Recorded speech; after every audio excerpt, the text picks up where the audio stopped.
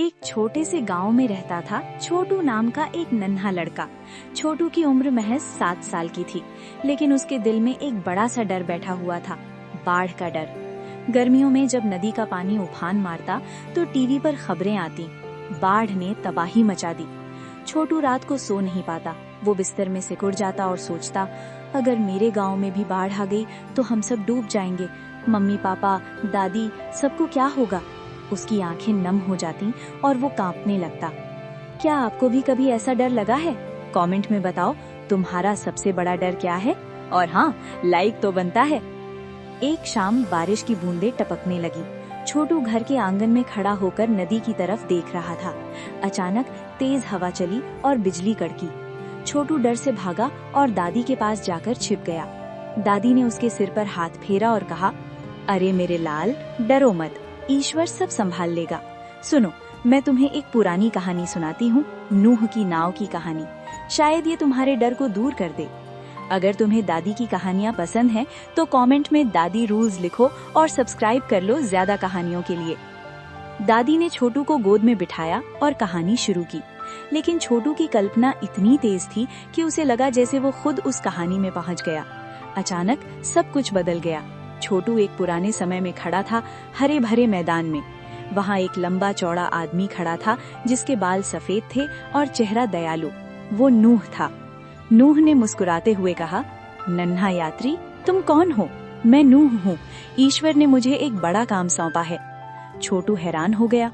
Uncle नूह, मैं छोटू हूँ, मुझे बाढ़ से बहुत डर लगता है। क्या आप बता सकते हैं कि बाढ़ से कैसे बचें? क्या तुम भी नूह से मिलना चाहोगे?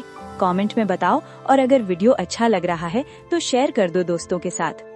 नूह ने हंसते हुए कहा, आओ मैं तुम्हें दिखाता हूँ। देखो ये दुनिया कितनी सुंदर है, हरे पेड़, चहचहाते पक्षी, नदियाँ जो गीत गाती हैं।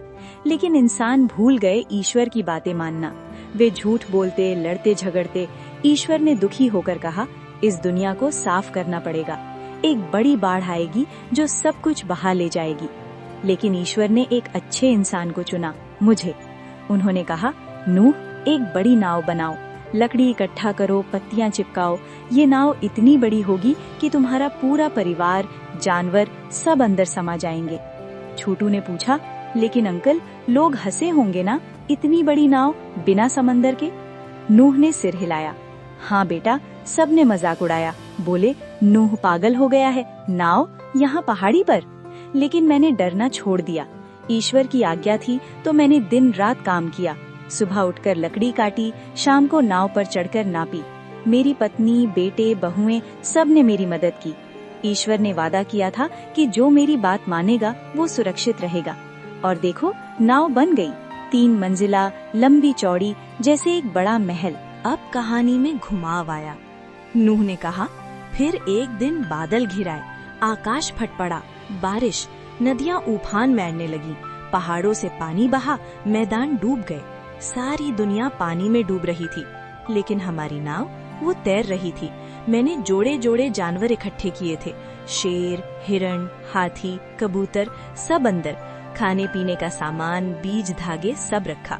बाहर तूफान हो रहा था, लेकिन अंदर शांति। हम गाते, प्रार्थना करते। ईश्वर की आज्ञाकारिता ने हमें बचा लिया। छोटू की आंखें चमक उठी।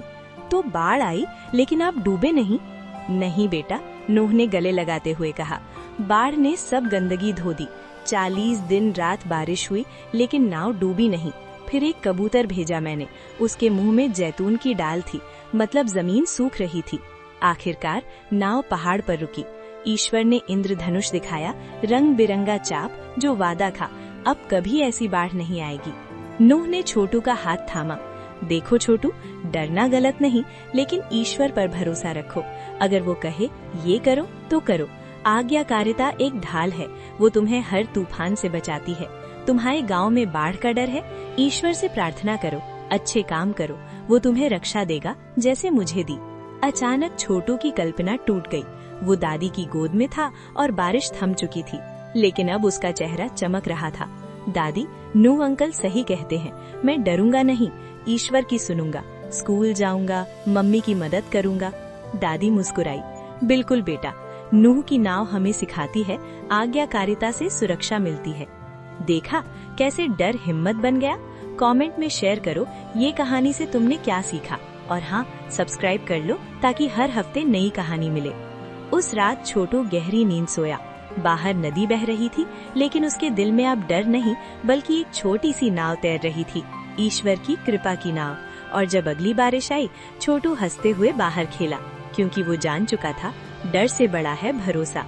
अगर आपको ऐसी मजेदार कहानियाँ पसंद है जो डर को हिम्मत में बदल दें, तो अभी चैनल को सब्सक्राइब कर लो और बेल आइकन दबा दो। मिलते हैं नई कहानी के साथ में।